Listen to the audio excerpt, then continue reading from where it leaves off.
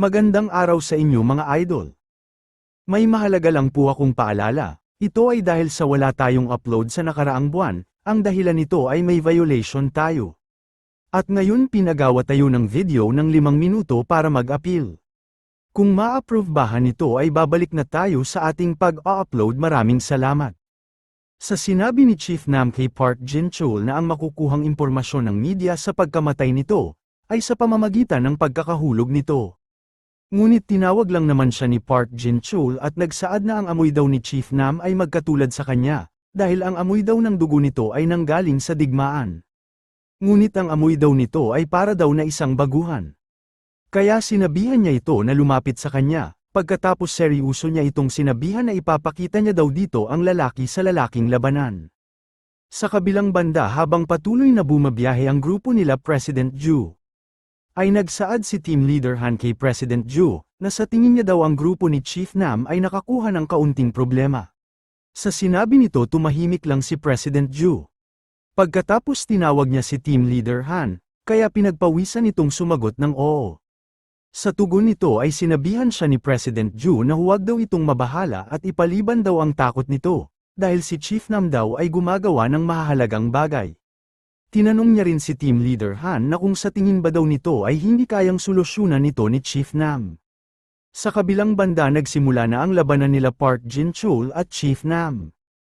Habang seryosong bumibitaw ng atake si Chief Nam, ay pasimple lang itong hinaharangan ni Park Jin-chul.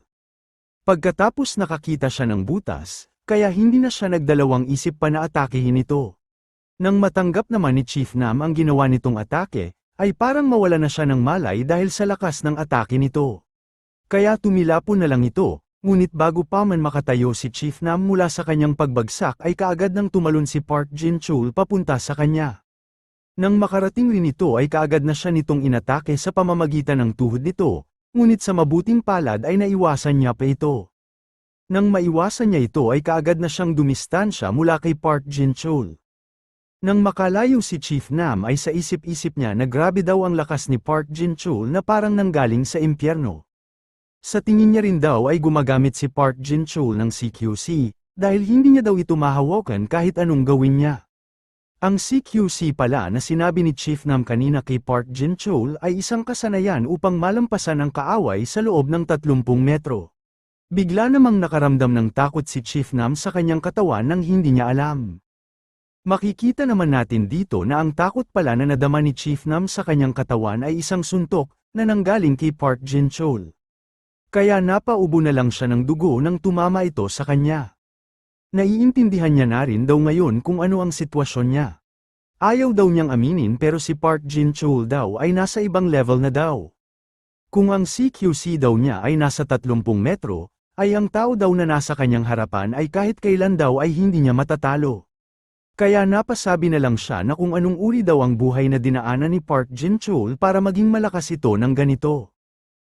O baka daw si Park Jin-chul ay lumalaban araw-araw sa digmaan, o nakikipaglaban ito sa mga terorista. O di kaya naman daw pinadala ito sa gitnang silangan sa loob ng 1 taon para lumaban ito ng walang katapusan.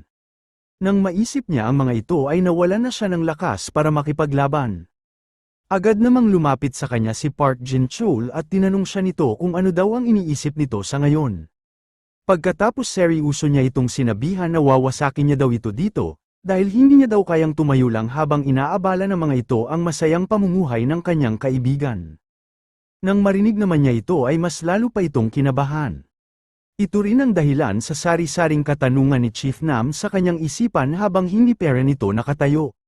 Sa kagustuhan niyang mabuhay ay kaagad na siyang gumawa ng galaw at makikita natin na inilapad nito ang kanyang kamay sa sahig ng todo, pagkatapos mabilis na tumakbo papalayo sa ating mga bida. Habang mabilis siyang tumatakbo papaalis ay lumingon pa siya ng bahagya. Kaya nakita niya ang aura ni Park Jin-chul na parang gusto siyang kainin ito. Habang tinitingnan nila ang papaalis na si Chief Nam dahil sa takot, ay nagsaad si Park Jin-chul na gumawa daw ito ng magandang desisyon. Nang makaalis na siya sa sasakyan kung nasaan sila ay merong isang sasakyan na nasa kanyang harapan. Nang makita niya ito ay bahagya siyang napahinto. At makikita natin na ang ating bida pala ito na tinitignan siya ng may seryoso. Nang makita naman ito ni Chief Nam ay nanglaki ang kanyang mga mata. Dahil hindi siya makapaniwala na may mas halimaw pa pala daw na tao bukod kay Park Jin-chol.